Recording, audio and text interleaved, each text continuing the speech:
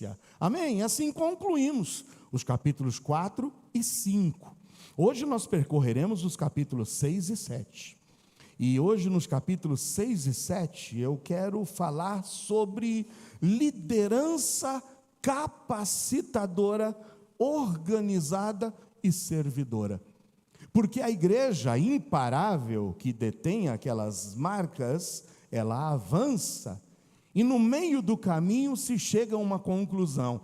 Surge um problema, surge uma situação que precisou ser tratada. E através dessa situação, nós vamos ver que vai surgir uma liderança capacitadora, organizada e servidora. Está preparado para ir comigo no capítulo 6 e 7 ou não? Mas vamos orar antes de mais nada? Fecha seus olhos. Pai, aqui estamos em Tuas mãos. Te agradecemos por tudo que ouvimos e vimos nessa noite. Os testemunhos de salvação, o testemunho, ó Deus, de resiliência no campo missionário, os hinos que foram entoados, onde o Teu nome foi exaltado. E que agora o Senhor me ajude na exposição da Tua palavra, que ao término saiamos daqui, ó Deus, motivados a colocá-la em prática em nossas vidas.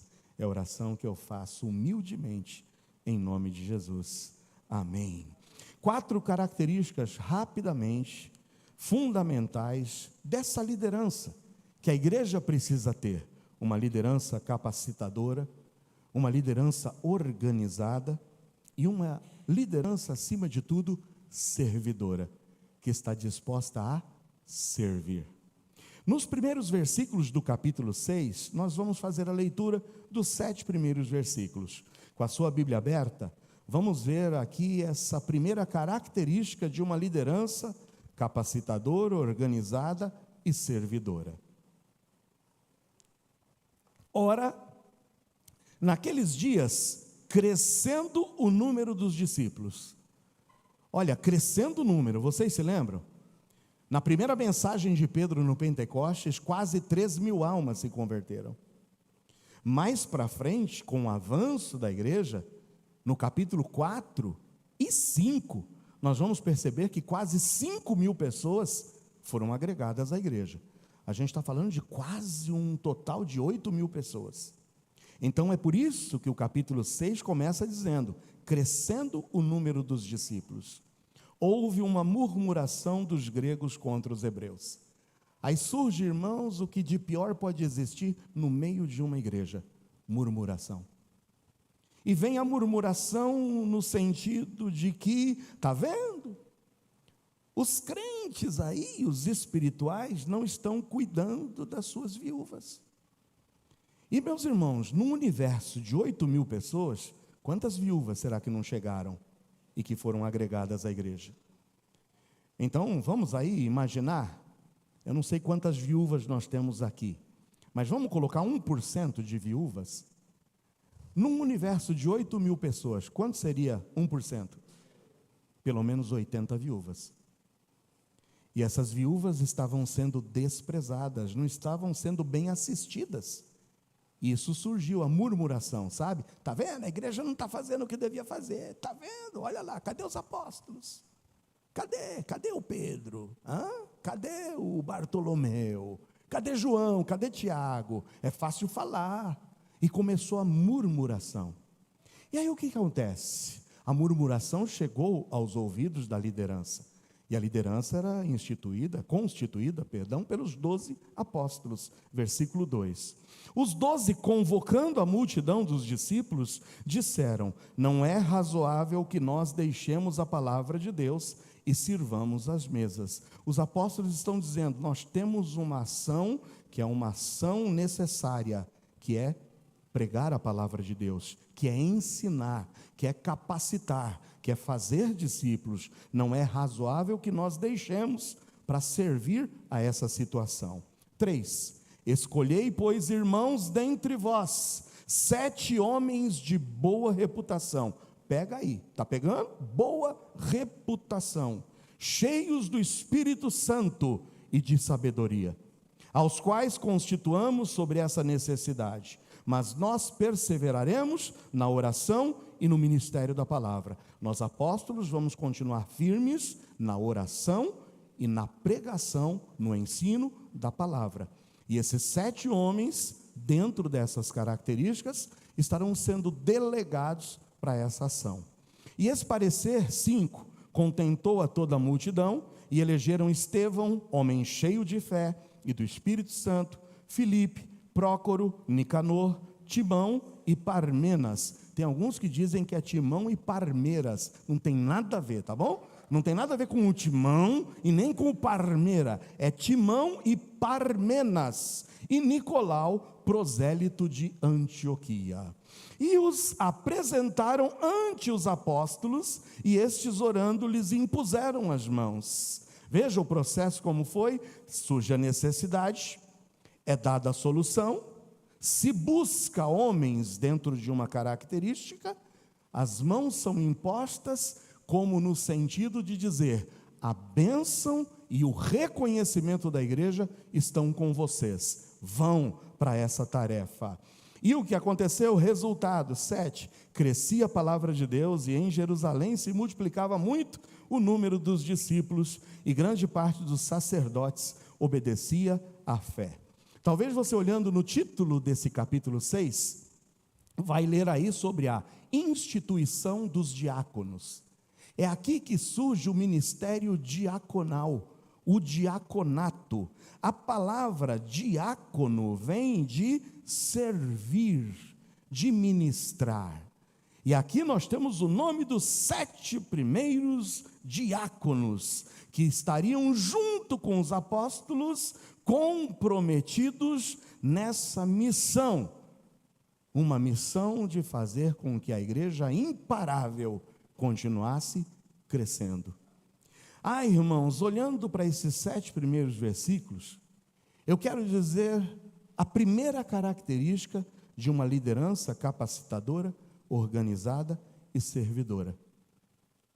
Uma liderança de fato capacitadora, ou seja, que capacita, que forma, que levanta mais líderes, mas que acima de tudo ela é organizada, não é desorganizada, não é de qualquer jeito, mas muito mais ainda servidora, com a disposição de servir uns aos outros. A primeira característica é que uma liderança capacitadora, organizada e servidora é uma liderança sensível às necessidades da igreja.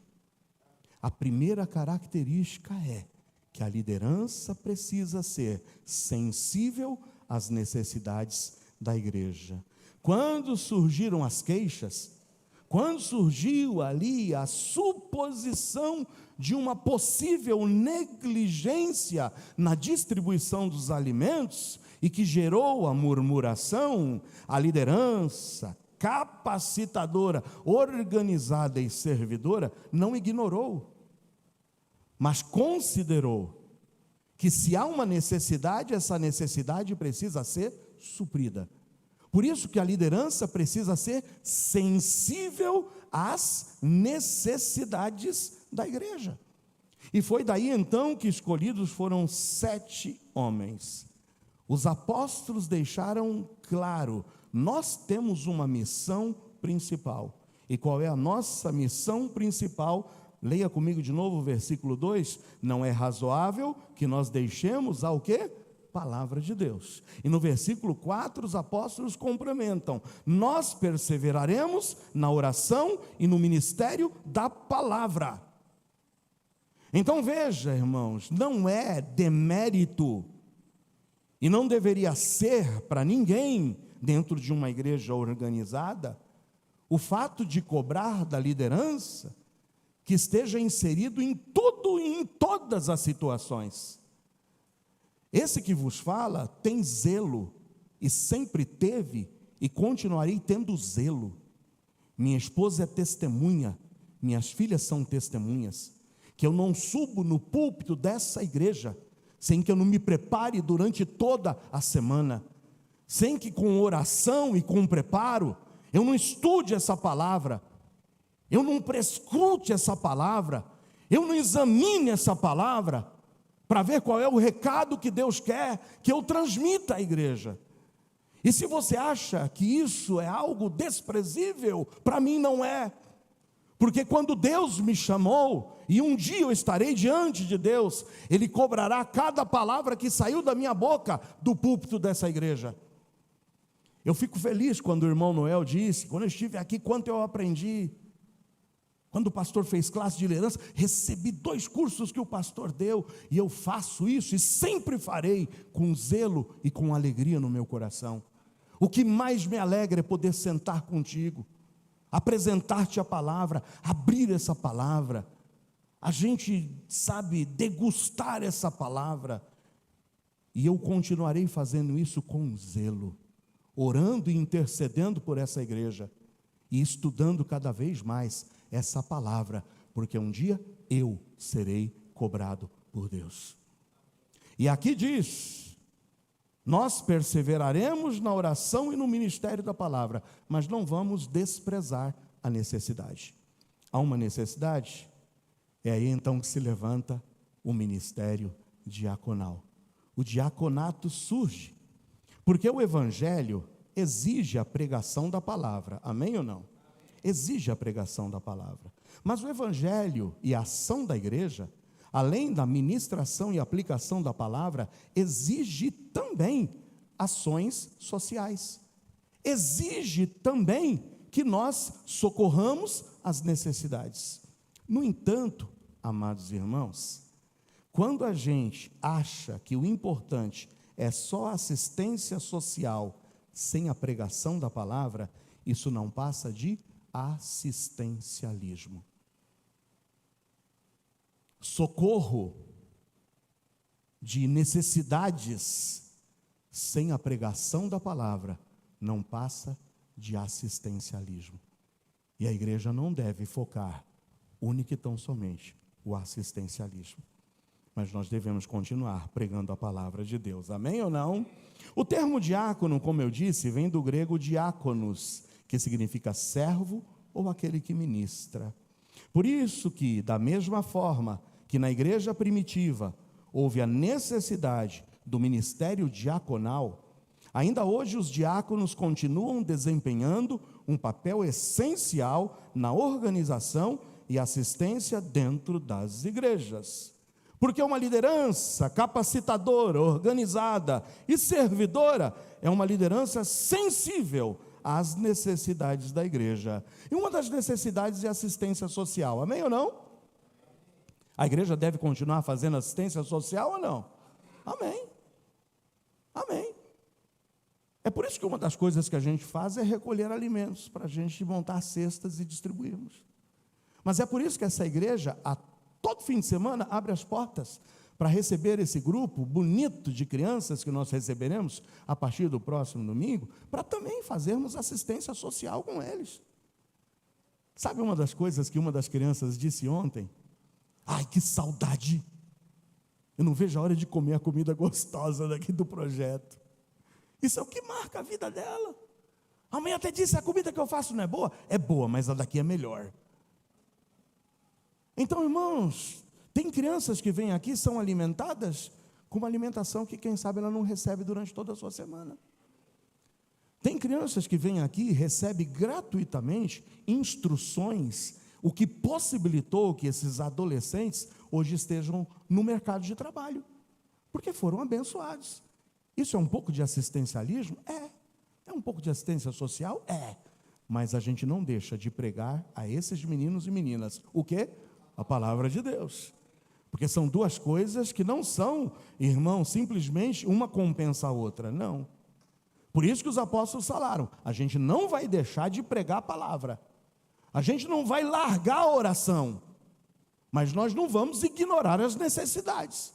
Por isso foi levantado um grupo de 7 homens valorosos, e essa igreja, eu posso dizer do fundo do meu coração, tem um grupo não de 7, mas um grupo de 4 homens abençoados por Deus, e que fazem parte do ministério diaconal dessa igreja. Quem pode dizer o nome desses 4 homens? Eu ouvi Paulinho, eu ouvi Roger, eu ouvi Zaqueu, e eu ouvi Lupércio. Esses são os 4 homens. Estão presentes aqui? Fica de pé, irmão Zaqueu. Fica de pé, irmão Roger. Fica de pé, irmão Lupércio. Coloca a cabeça aqui, Paulinho. Olha lá. Eu quero nesse momento orar por esses homens.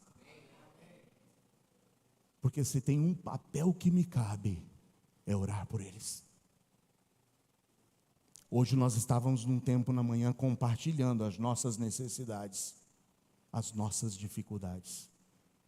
E se você acha que nós não temos, nós temos. Nós temos. E eu quero encomendar esses 4 homens nas mãos de Deus agora. Ó Pai, em nome de Jesus, eu te louvo.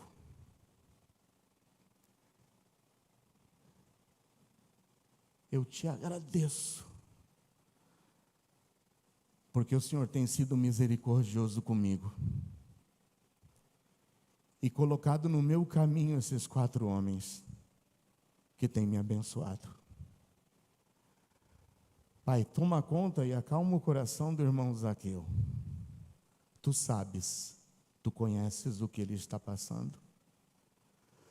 Ó Deus, visita o irmão Roger.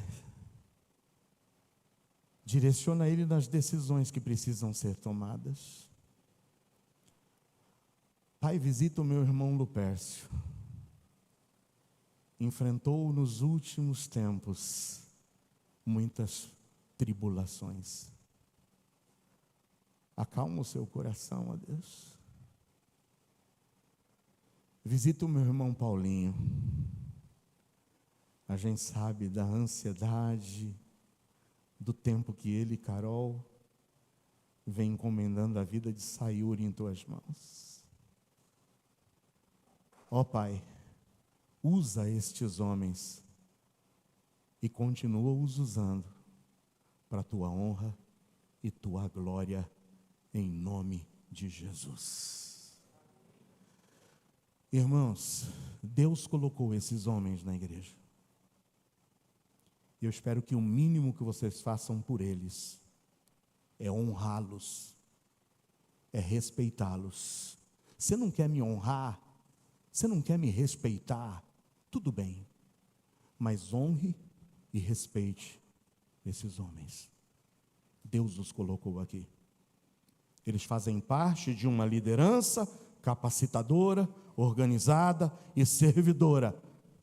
Porque uma liderança organizada, capacitadora e servidora é sensível às necessidades da igreja. Eu vejo o irmão Lupércio e o irmão Paulinho inseridos na assistência social da igreja.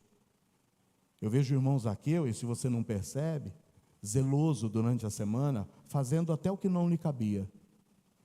Ouvindo os desaforos de uma torneira que não está funcionando, ouvindo os desaforos de quem sabe alguma coisa que não esteja em ordem, e que deixa o seu tempo de trabalho para vir aqui, muitas vezes, fazer o que nós poderíamos estar fazendo. Eu vejo o irmão Roger, com todo o seu zelo, com toda a sua dedicação, o que ele tem feito, e que a gente deve guardar nas mãos de Deus e na ciência de Deus, porque não saiba a direita o que faz a esquerda, e nem a esquerda o que faz a direita. Então, o que eu peço para você, jovem, respeite esses homens. Homem, respeite esses homens. Mulheres, respeitem esses homens. E coloquem seus filhos para serem também respeitadores desses homens. Eu posso ouvir amém ou não?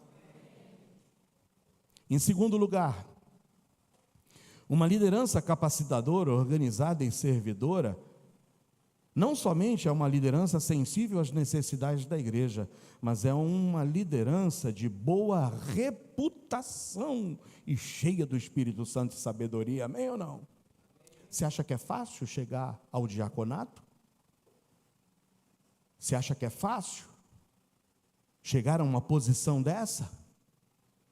Olha aqui no versículo 3, em primeiro lugar, o que foi observado. Escolhei, pois, irmãos, dentre vós, 7 homens de boa o quê? Boa reputação. Você tem que chegar e perguntar para os vizinhos. Você tem que perguntar para homens como esse. O irmão Lupércio já está aposentado, amém ou não? Mas continua trabalhando. Vai lá e pergunta para o patrão deles, quantos dias ele deu um atestado para querer encobrir, e um atestado fabricado, porque estava com preguiça de ir para a igreja, para ir para o seu serviço. Pergunta para sua esposa se ele é um esposo fiel ou não. Pergunta para o irmão Roger quantas vezes ele comprou para o seu depósito e não pagou os fornecedores. Pergunta lá na empresa do irmão Zaqueu se algum dia ele enganou os seus funcionários. Vai lá e pergunta para o irmão, para os que conhecem o irmão Paulinho, quantas vezes ele não foi um esposo fiel e leal à sua esposa Carol. A primeira coisa que se busca num diácono é que seja uma pessoa de boa reputação. Não pode ter coisa escondida. Não pode ter coisa inacabada. Mas além disso, tem que ser cheio do Espírito Santo e de sabedoria, amém ou não? E meus amados, a grande prova é que Estevão, que vai ser aquele que vai ser o protagonista no capítulo 6 e no 7, olha o que a Bíblia diz sobre Estevão. Estevão cheio de fé e de poder, versículo 8. Estevão, cheio de fé e de poder, fazia prodígios de grandes sinais entre o povo. 9. E levantaram-se alguns que eram da sinagoga, chamada dos libertinos, e dos sireneus, e dos alexandrinos, e dos que eram da Cilícia e da Ásia, e disputavam com Estevão, e não podiam resistir o quê? À sabedoria e ao espírito com que ele falava, amém ou não? Essa é a característica de uma liderança servidora. E a Bíblia ainda apresenta outros pré-requisitos para o diaconato, que estão fora do capítulo 6 de Atos. Vai comigo até a 1 de Paulo a Timóteo 3, 8 a 13? Vai lá. 1 de Paulo a Timóteo 3, 8 a 13. E se você quer saber quais são as qualidades e os pré-requisitos exigidos para aquele que almeja o pastorado, é só ler os versículos 1 a 7, que são muito semelhantes ao que é exigido de um diácono. Veja o que diz em 1 de Paulo a Timóteo 3, 8 a 13. Da mesma sorte, os diáconos sejam o quê? Sejam o quê? Honestos. Não de língua o quê? Sabe o que é língua dobre? Que não cumpre a sua palavra. Não dados a muito vinho. E eu diria, nem dado nem a pouco vinho. Sabe o que é isso? É vida dupla. Mais do que mais, não cobiçosos de torpe ganância. O que eu vou ganhar em troca? Ah, mas tem mais, olha o 9. Guardando o mistério da fé. Ou seja, em outras versões diz, comprometidos com a fé. Tem que ser alguém que defenda aquilo que é pregado do púlpito dessa igreja. Tem que ser alguém que defenda os alicerces da igreja, numa consciência pura. E também esses sejam primeiro o quê? Provados. Você sabe que vocês todos estão sendo provados ou não? Antes de ser elevado, precisa ser provado. E provado é, vamos ver? O quanto dessas características existem nessas pessoas? Tem que ser provados. E depois sirvam. Depois o quê? Diaconato é o quê? Serviço. Depois sirvam, se forem o quê? Irrepreensíveis. Passaram nesses conceitos? Estão sendo examinados nesses conceitos. Estão sendo observados nesses conceitos. E se forem provados e aprovados, aí então irão servir. Da mesma sorte, olha aí, hein? As esposas, você nota que não se observa só o candidato, mas se observa quem também? A esposa. As esposas sejam honestas, não maldizentes, sóbrias e fiéis em tudo. Os diáconos sejam maridos de uma só mulher. Quantas mulheres você tem, meu irmão Zaqueu? Não ouvi. Ah, tá bom, isso. Passou no teste, Lupercio? Irmão Roger? Está longe? Tem 4. Opa, o que é isso, né? Uma esposa e 3 filhas. Paulinho? Tranquilo? Isso. Está vendo? Então, a Bíblia coloca aqui princípios. E o que governem bem a seus filhos e suas próprias casas. Como é que os filhos que estão sujeitos a você têm te tratado? Aqueles que estão sujeitos a você. E se estão sujeitos a você, aqueles que estão com você ainda. Pode ter 50 anos de idade, mas se está vivendo com você, precisa prestar contas a você. Ah, sou maior de idade, sou dono do meu nariz. É dono do seu nariz quando você sair dessas 4 paredes e debaixo desse teto e viver a sua vida. Enquanto está aqui, presta contas a mim. Aí vem a conclusão, porque os que servirem bem como diáconos, adquirirão para si uma boa posição e muita confiança na fé que há em Cristo Jesus. Servir, irmãos, é tão espiritual quanto pregar. Pregar é fácil, mas servir é tão espiritual quanto pregar. Os 7 diáconos escolhidos não eram apenas bons administradores, mas eram homens cheios do Espírito Santo e de sabedoria. E isso mostra que liderança na igreja não é apenas uma habilidade técnica. Talvez você ache que tecnicamente você seria melhor do que a direção administrativa da IBEG. Mas liderança não é apenas uma questão técnica, mas é vida espiritual e genuína. Não basta ser organizado, um líder precisa ser espiritualmente capacitado. Estevão não era apenas um servidor social, mas era alguém cheio do Espírito e que pregava com poder, porque habilidade sem unção é esforço em vão. Habilidade sem unção é esforço em vão. Portanto, eu termino a segunda marca, característica de uma liderança capacitadora, organizadora e servidora. Primeiro nós vimos que ela tem que ser uma liderança, o quê? Sensível às necessidades da igreja. Em segundo lugar, vimos que também tem que ser uma liderança de boa, o quê? Reputação. E cheia de quê? Espírito Santo e sabedoria. Em terceiro lugar, a liderança capacitadora, organizada e servidora é uma liderança corajosa na defesa da verdade. Corajosa na defesa da verdade. Olha o que diz no versículo 11 do capítulo 6. Veja. Então subornaram uns homens para que dissessem: ouvimos-lhe proferir palavras blasfemas contra Moisés e contra Deus. E excitaram o povo, os anciãos e os escribas, e investindo contra ele, o arrebataram e o levaram ao conselho. E apresentaram falsas testemunhas que diziam: este homem não cessa de proferir palavras blasfemas contra esse santo lugar e a lei, porque nós lhe ouvimos dizer que esse Jesus Nazareno há de destruir esse lugar e mudar os costumes que Moisés nos deu.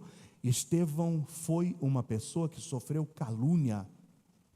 Estevão foi um homem que simplesmente proferiram mentiras. Vocês viram? Suborno, tudo envolvido, coisa nojenta, para inventar histórias sobre Estevão. E Estevão foi levado até o Sinédrio, o tribunal, juízo dos judeus, para se defender. Mas em vez de recuar, sabe o que fez Estevão? Pregou um dos sermões mais poderosos e maravilhosos que a gente poderia ver um homem pregar. Você quer um resumo da história de Israel? Você quer um resumo da história de Israel? Você vai chegar em casa hoje, você vai ler o capítulo 7 de Atos. Você quer entender tudo sobre Israel? Desde Abraão, Jacó, José, Moisés, Davi, Salomão. Você quer um resumão? Leia o capítulo 7 completo. O que Estevão foi apresentar a história de Israel e depois concluir a história de Israel simplesmente com as palavras mais poderosas que vocês poderiam imaginar. Ele confrontou a liderança que estava o acusando, dizendo: sabe toda essa história? vocês não estão honrando. E vocês mesmos foram contra o Messias. E é a Ele, a esse Jesus, que nós continuaremos ensinando, pregando e anunciando. Não teve alguém que fizesse Estevão se calar. Por quê? Porque uma liderança capacitadora, organizada e servidora é composta de líderes que temem a Deus e não temem aos homens. Mas vale, irmãos, defender a verdade do que ser corrompido pela mentira. A verdade precisa ser dita, doe a quem doer e incomode a quem incomodar. Porque uma liderança capacitadora, organizada e servidora é uma liderança corajosa na defesa da verdade. Tem muita gente dentro das igrejas ouvindo ou querendo ouvir palavras de consolo, de conforto. É como eu digo, tem muita gente na igreja que só quer que passe a mão na cabeça. Nunca querem ser confrontados. Mas a liderança que é servidora, capacitadora e organizada, ela sim vai ser corajosa na defesa da verdade. Quarto e último lugar, a liderança capacitadora, organizada e servidora é uma liderança disposta a pagar o preço. E eu não sei se os irmãos diáconos estão preparados para isso, irmãos, mas tem um preço a ser pago. Para fazer parte da liderança, e lembra que vocês estão sendo provados? Todos nós estamos sendo provados a cada dia, somos examinados. Quem é que vai passar no teste? Quem é que vai preencher as características de uma liderança capacitadora, servidora, organizada? Porque quem hoje não consegue ser liderado, jamais irá liderar. Quem hoje se rebela contra liderança, jamais será um líder. Porque não sabe ser liderado. Por isso que é necessário estar disposto a pagar um preço. Servir a Deus com fidelidade pode ter um custo. E vai aqui para os nossos jovens, hein? Vocês que estão abraçando a fé, tem um custo. Sabia, John? John, não é fácil não, mas tem um custo. A gente tem que estar decidido a pagar o preço. Porque ficar com a verdade não é fácil. Estevão não apenas pregou com ousadia, mas entregou sua vida por Cristo. Sua disposição em morrer por Cristo era notória.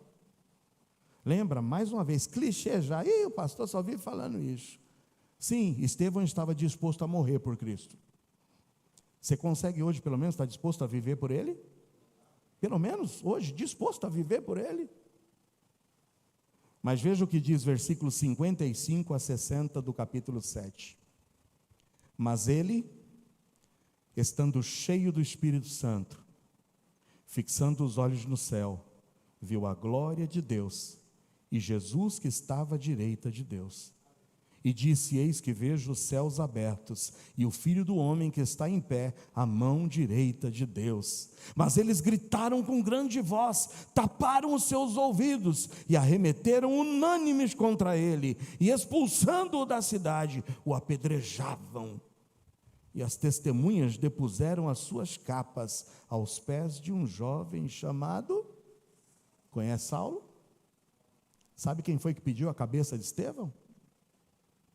Saulo.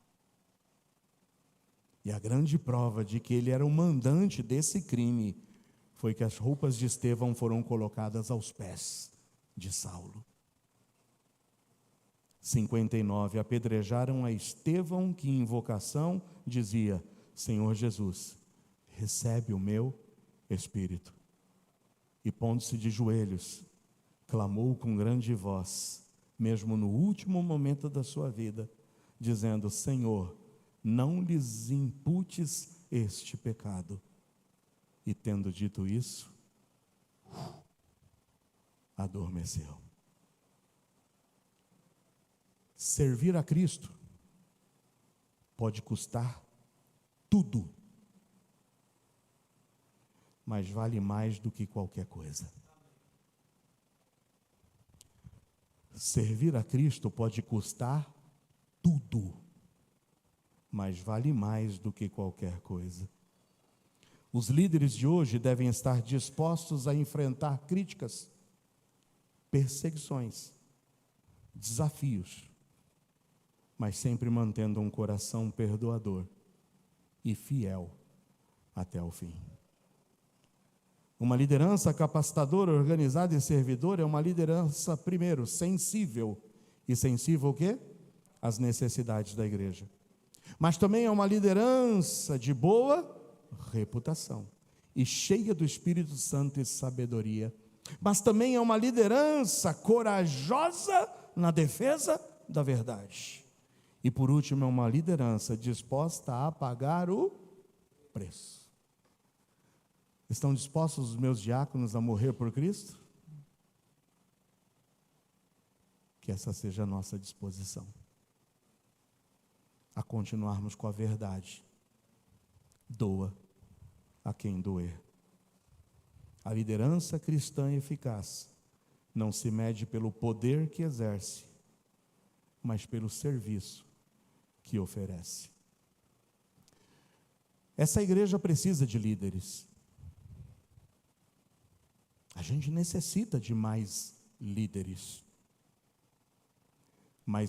que se enquadrem em uma liderança capacitadora, organizada e servidora.